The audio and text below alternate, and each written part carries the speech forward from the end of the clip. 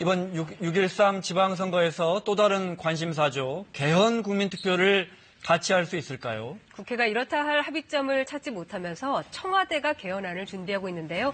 국민헌법자문특별위원회 정혜구 위원장 모셨습니다. 어서 오십시오. 네, 안녕하십니까. 네, 대통령 직속기구죠. 예, 그렇습니다. 국민헌법자문특별위원회 어떤 역할을 하는 건가요? 위원회 역할은 크게 보면 두 가지라고 볼 수가 있습니다. 하나는 국민 의견을 이제 수렴하는 그런 역할을 하고요. 그 의견을 수렴하면서 동시에 이제 개헌안, 요강을 만들고 정문안을 만드는 그런 역할을 수행하고 있습니다. 네.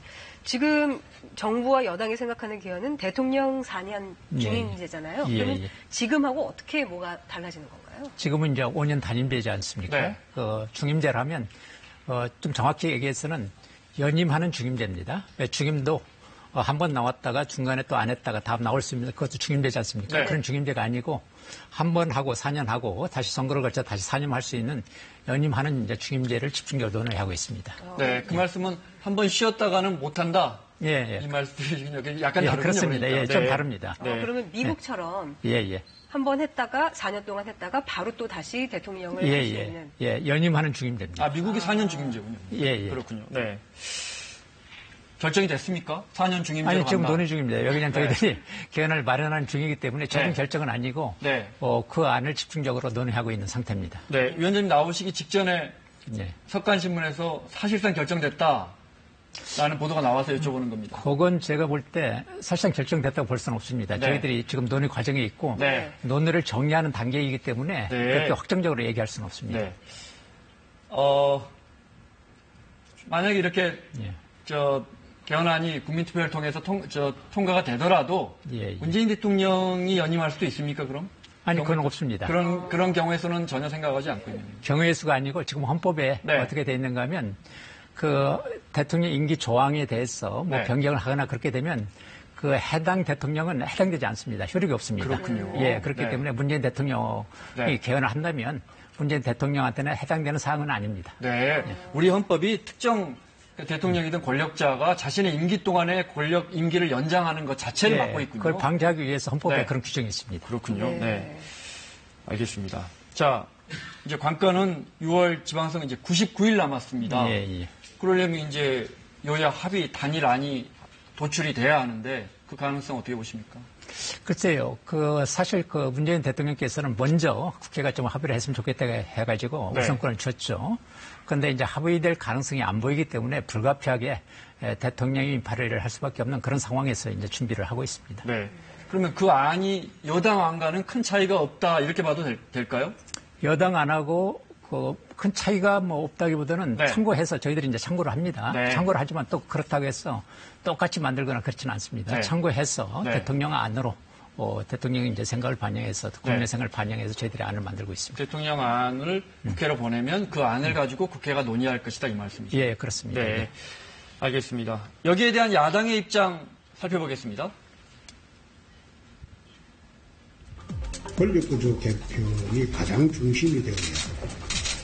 그것은 10월에 해도 늦지 않습니다. 그런데 이 정권은 자기들의 실정을 숨기기 위해서 굳이 지방선거의 개헌을 같이 하려고 하는 것은 자유한국당뿐 아니라 다른 야당도 개헌에는 동의하지만 여러 입장차를 보이고 있는데요. 개헌의 주체는 국회가 주도하는 개헌이어야 합니다. 국회가 주도하지 않으면 여러 가지 이견들, 불협화음을 그대로 둔 상태에서 개헌을 추진하겠다는 것이고, 그러면 결국 국회의 문턱도 넘지 못하고 개헌은 좌절되고 말 것입니다. 무엇보다 불행한 역사가 되풀이되지 않도록 집중된 권력을 분산하고 권력 주변의 전횡을 막을 법적, 제도적 장치를 보완해야 합니다. 그런 의미에서 민주평화당은 국민 주권을 실현하는 합의제 민주주의가 뿌리 내리도록 분권형 대통령제 개헌을 추진할 것입니다. 자, 정말 중요합니다. 개헌안. 그런데 이제 야당 주장처럼 아니 국회가 내놔야지 왜 청와대가 안을 만듭니까? 라는 주장은 어떻게 보십니까? 그것은 우리 헌법에 그 개헌안 발의권자 발의할 수 있는 사람을 국회도 이제 발의할 수가 있고 네. 대통령도 발의할 수 있게 그렇게 되어 있습니다. 네. 그래서 국회만이 꼭 발의해야 되는 것은 아닙니다. 네. 그래서 이제 정치권에서 이 합의안 도출이 쉽지 않으니까 청와대가 우리라도 그럼 먼저 안을 제시해 볼게요 해서 준비를 하고 계시는데 네. 위원님께서 이제 주도적으로 그걸 만들고 계시는데 설사 이제 개헌안이 발의가 되더라도 합의를 찾기도 쉽지 않고 국회에서도 제적의원 3분의 2가 동의해야 되는데 누가 봐도 통과되기는 어려워 보이는데요.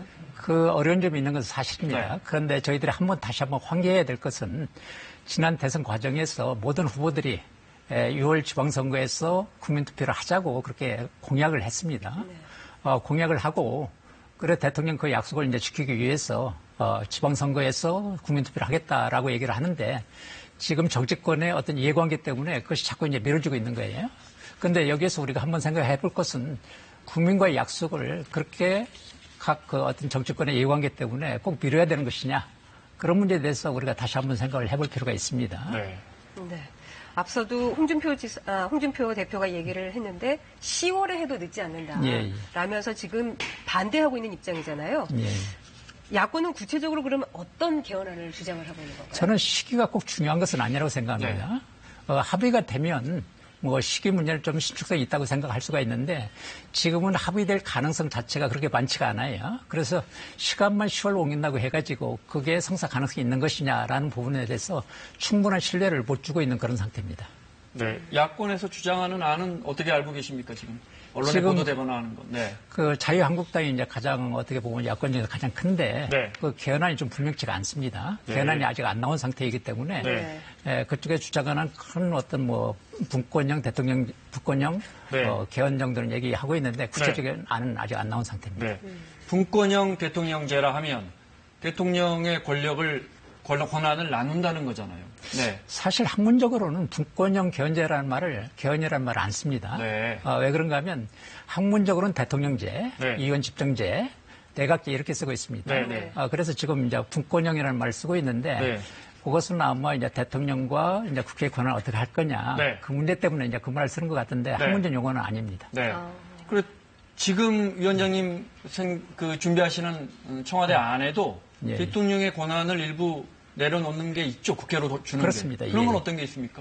예를 들어서 예산 법률주의. 그 예산을 지금은 예산은 법률이 아닙니다. 그래서 이제 그걸 법률로 이제 만든다든지 그런 문제들이 논의되고 있습니다. 지금도 예산은 국회가 심의하고 심의하는데 법률로 만드는 것은 아닙니다. 그렇군요. 그걸 국회에 떼주자. 국회에서 이제 국회에서 예산을 법률로 만들면 상당히 엄격해집니다. 그럼 이제 국회의 권한이 강화되는 거죠. 근데 이제 일부에서 말하는 이원 집정부제 같은 경우에는 저희가 알기로 뭐 여러 가지 형태가 있지만 뭐 대통령의 권한 있고 대통령이 뭐 우리 같으면 대북 문제라든지 외교 문제하는 외치를 하고 또 국회에서 선출한 수상이나 총리가 내치를 하고 이런 식의 안 이것도 일종의 분권형 대통령제라고 볼 수 있는 거죠. 학문적으로 정확히 이원 집정부제를 그렇게 얘기하는데 그것을 아마 분권형이라고 얘기하는 것 같아요. 그래서 용어에 좀 혼돈이 있어요. 그래서 정확하게 분권형이 뭔지를 좀 얘기할 필요가 좀 있는데 아마 자유한국당에서 얘기하는 것은 대체적으로 대통령 국민이 뽑고 그다음에 총리는 국회에서 선출하거나 추천하는 그런 안을 분권형이라고 얘기하는 것 같습니다. 그렇게 해서 권한을 나누자. 이 안에 대해서 지금 위원장님이 준비하시는 안은 반대하고 있고요. 대체적으로 그쪽 보도는 이제 4년 중임제, 대통령제를 지키면서 4년 중임제로 이제 가야 되는 게 아닌가 그렇게 이제 논의하고 있습니다. 그동안에 대통령에 대해서 권한이 너무 집중돼 왔다는 지적은 계속돼 왔거든요. 그래서 이원 집정부제 같이 정말 확실하게 권력을 나누자 이 안에 대해서는 부정적이시다 이 말이군요. 그 제왕적 대통령 또 제왕적 대통령제라는 얘기가 있어요. 그래서 이제 대통령 권한이 너무 강하지 않느냐 그런 얘기를 하는데 제가 보기에는 제왕적 대통령의 사람으로서 이제 권한이 강한 경우가 있고 제도가 강한 경우도 있고 그런데 제가 볼 때는 기존의 제왕적 대통령 사람으로서는 강했던 것 같아요. 대통령이 권력기구를 동원해가지고 조금 자기 자의적으로 이렇게 통치했던 측면이 큽니다. 그런데 지금은 대통령이 자의적으로 권력기구를 동원하지 않습니다. 그래서 제왕적 대통령의 상당 부분은 이미 해소가 됐고요. 제도의 문제는 대통령과 국회의 권한을 조정하는 정도에서 수정하면 제도로서는 뭐 문제가 없지 않은가 그렇게 보고 있습니다. 현실적으로 봤을 때 이번 지방선거에서 개헌 동시투표는 쉽지 않아 보입니다. 예, 예. 그렇다면 이 개헌은 안은 물 건너간 건가요? 그렇지는 않다고 생각합니다. 개헌의 주체는 제가 볼 때, 크게 볼 때 하나는 국민들이고 또 하나는 이제 정치권이라고 볼 수가 있습니다. 네. 국민들은 대체적으로 개헌을 한 70, 80% 원하고 그다음에 이번 지방선거에서는 50% 이상이 이제 원하고 있어요. 근데 이제 정치권의 이해관계 때문에 지금 안 되는 것이기 때문에 정치권의 이해관계 때문에 이번에 설사 안 된다 하더라도 국민들의 개헌 요구는 계속해서 남아있을 거기 때문에 개헌의 동력은 사라지지 않는다고 보고 있습니다.